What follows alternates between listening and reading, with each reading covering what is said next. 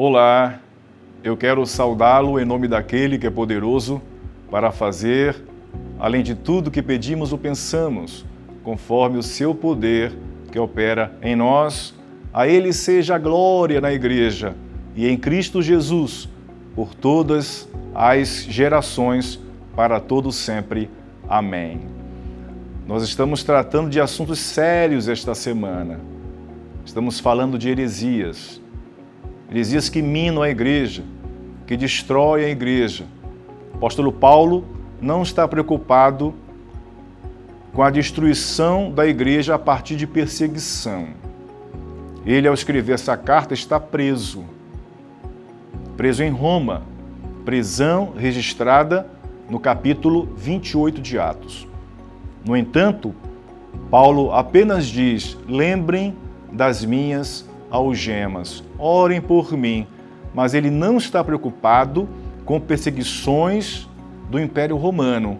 Está muito preocupado com perseguições de falsos mestres dentro da igreja que querem tornar pessoas presas a esse entendimento. Ele está tratando desse sincretismo religioso dentro da igreja colossense, o que os eruditos têm chamado de heresia colossense, que é uma reunião, uma combinação de cristianismo, de judaísmo, de ascetismo, de misticismo, de filosofia grega, de mitologia pagã, de religiões de mistério. Isso tudo estava sendo ensinado por pessoas de dentro da igreja colossense. E se a gente for honesto, a gente vai constatar que muitas dessas heresias ainda estão hoje nas igrejas. A heresia de tornar Jesus insuficiente. Um dos exemplos que podemos dar é a quebra de maldição. Eu sou um cristão convertido a Cristo, mas tenho trejeitos, eu tenho um vício, e alguém me diz: é preciso quebrar a maldição que está sobre a sua vida. E eu vou passar por uma sessão de descarrego. Ora, Cristo já não me libertou do império das trevas e não me transportou para o reino do seu Filho amado? Ele não me reconciliou na cruz do Calvário? Por que ainda tenho que quebrar maldição como se Cristo não fosse suficiente? Paulo está combatendo isto aqui. Ontem ele combateu a filosofia, a tradição humana e, pior, esse culto aos espíritos através dos astros celestes que conduzem a vida de muita gente. Tem muito crente que não sai de casa de manhã sem ler a página do Jornal do Dia que traz o horóscopo. Tem muito crente que entende que certas coisas que acontecem aqui são resultado da posição dos astros. Paulo está combatendo isso aqui. Hoje vamos tratar de um terceiro aspecto desta heresia colossense, que é o judaísmo dentro da igreja. Paulo combateu o judaísmo dentro da igreja ou das igrejas da Galácia. E ele sempre está combatendo essa tendência de trazer o judaísmo para dentro da igreja cristã. Será que não existe hoje judaísmo nas igrejas cristãs? Pastores que usam aquele chale judaico, que usam kippah, que fazem casamentos judaicos, que no lugar da cruz colocam a menorá, que no lugar da cruz ou do símbolo cristão coloca a bandeira de Israel. Pastores judaizantes. Paulo combateu esse tipo de gente no Novo Testamento. Ele vai combater de novo aqui na igreja de Colossos. Portanto, um primeiro aspecto desta heresia que vimos é a insuficiência de Cristo. O segundo aspecto é a tendência de trazer as filosofias, a tradição humana e essa orientação astrológica dos espíritos elementares na vida cristã. E o terceiro aspecto, como já dito, é o judaísmo dentro da igreja.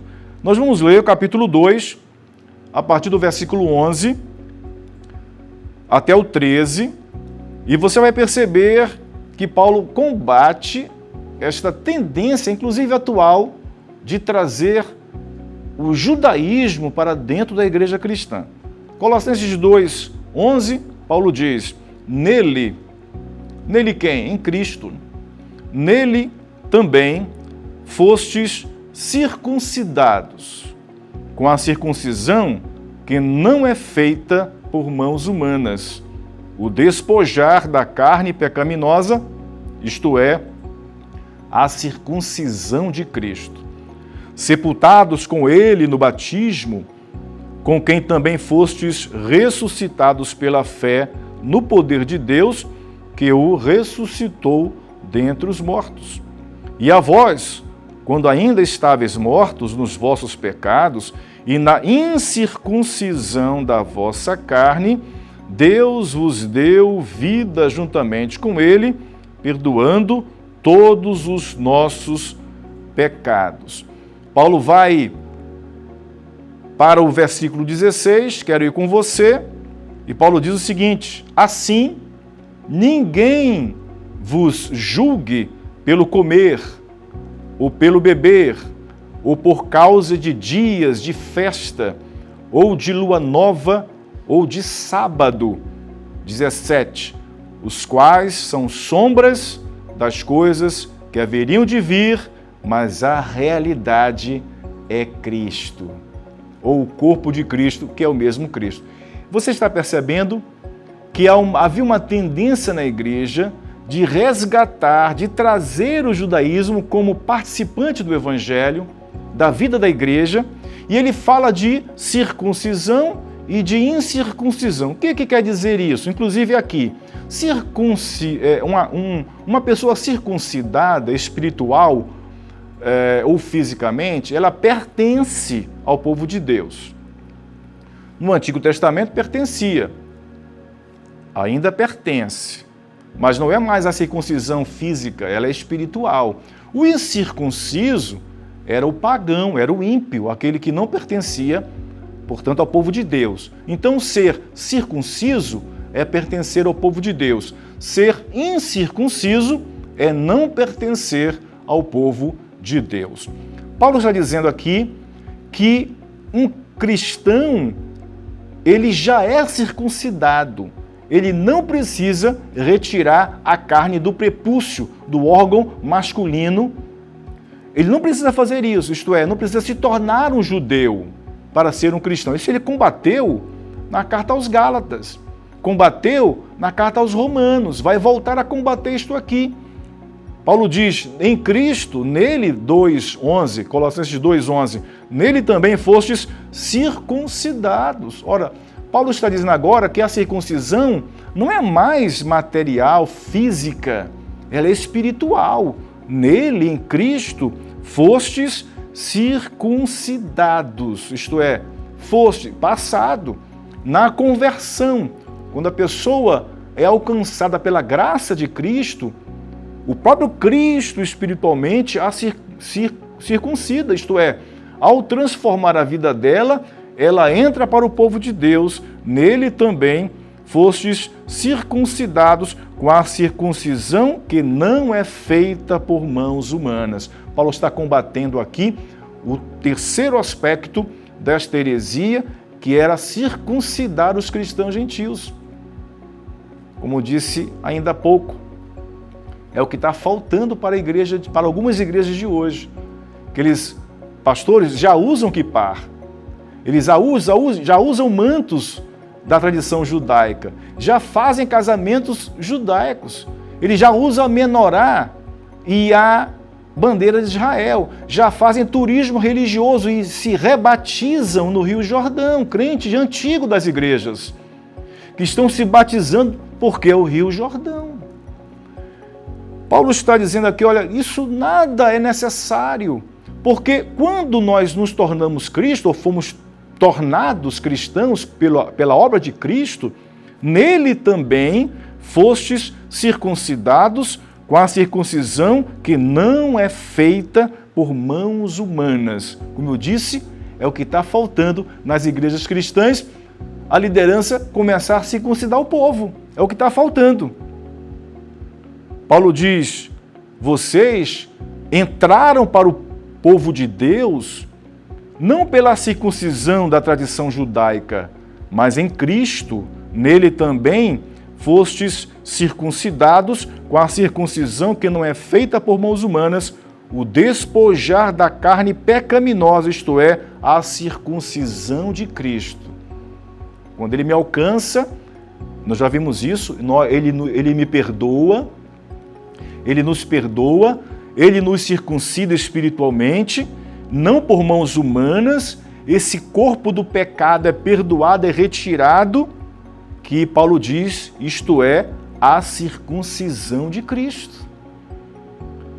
Ele vai dizer no verso 13, e a vós, quando ainda estáveis mortos nos vossos pecados e na incircuncisão da vossa carne, isto é, antes de Cristo, a pessoa era incircuncisa, pagã, condenada ao inferno. Mas ele vai dizer, segunda metade do versículo 13, Deus vos deu vida juntamente com Ele, perdoando todos os nossos pecados. Não precisamos do judaísmo na igreja.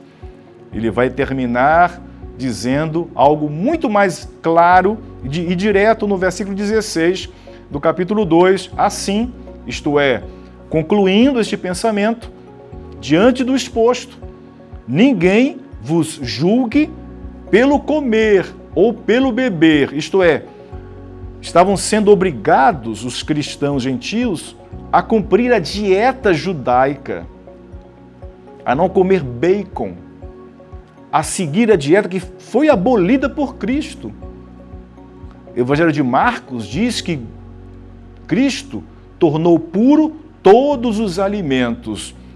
Assim, diz Paulo, ninguém vos julgue, ninguém deve condenar vocês, porque vocês não seguem a dieta judaica, pelo comer ou pelo beber, ou por causa de dias de festa, ou de lua nova, ou de sábados. Não há nada mais direto do que isto. Ninguém deve ser julgado por não levar a vida de um judeu para ser salvo. Isto é, cumprir a dieta cerimonial do templo da época do deserto. Ninguém deve ser julgado, condenado, porque não participa de festas judaicas, tabernáculo, etc. Festas judaicas. Jesus reinterpretou a Páscoa judaica. Nós, cristãos, festejamos a Páscoa, mas a Páscoa de Cristo, não a Páscoa judaica. Ninguém vos julgue pelo comer ou pelo beber, ou por causa de dias de festa ou de lua nova. Dia de festa, lua nova também é no dias sagrados, dias santos. Ninguém deve ser julgado, condenado, cristão, sendo cristão, por não cumprir esta agenda judaica. Ele diz, ou de sábados. Ninguém deve ser condenado, julgado, sendo cristão, por não cumprir o sábado judaico, que Jesus, em Mateus capítulo 12, diz, eis aqui quem é maior do que o sábado. Neste capítulo 12 de Mateus, se há alguém que descumpriu o sábado farisaico, foi o próprio Cristo. Leia lá Mateus capítulo 12. Ele quebrou o sábado farisaico. Ele diz, um cristão, ele não precisa ser judeu para ser um cristão ou ser salvo. Cumprir dieta cerimonial, cumprir os dias santos, sagrados para o judaísmo, ou até cumprir o sábado. Paulo está condenando esta prática judaica dentro da igreja. Ele vai terminar no versículo 17, dizendo, os quais, que são esses quais? Comer, beber, dia de festas, sábados, os quais são sombras das coisas que haveriam de vir, mas a realidade é Cristo. Todas essas coisas do Antigo Testamento eram sombra. O que é uma sombra? É uma representação. Eu estou no sol e aparece uma sombra. Aquela sombra não sou eu. Ela é um aspecto. Um espectro da... Eu sou a realidade, não a sombra. Se alguém me oferecer um copo d'água, não vai oferecer para a sombra, porque ela é um espectro apenas. Ela é um anúncio que existe uma pessoa ali que sou eu. Mas alguém oferece água para mim, que sou a realidade. Paulo diz, os quais são sombra das coisas que haveriam de vir. Tudo isto apontava para Cristo. Ele termina dizendo, mas a realidade é Cristo. Isto é, Cristo é suficiente na igreja. Quero deixar esta palavra para você hoje. Que Deus o abençoe.